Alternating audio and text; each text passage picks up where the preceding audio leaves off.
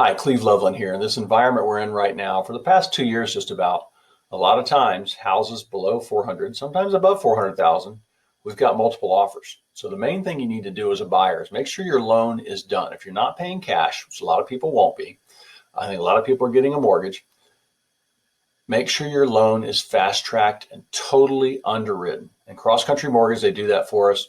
That means your deal is ready to close in 2 to 3 weeks. It's as good as a cash deal. And normally you're going to outbid the cash buyers because cash buyers always think they're worth a big 10% discount. So when you're doing this and you go into a multiple offer situation up front, be ready. And then also you need a good agent to show you around and get you an education. If you're bidding on a house for 400,000, you want to know that 370, what that looks like and what 425 looks like.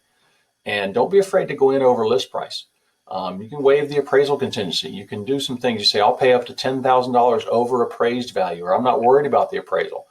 Literally in this type of market, whatever that house closes for, the next one's going to close for a little bit more. You're not going to get hurt. The important thing is you don't want to be a renter. You don't want to have your family in a hotel if your other home is sold while you're waiting to find your dream home.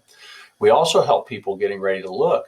Sometimes we can find that house before they sell the other one and make the old house a rental property. We do a wealth seminar on that every month.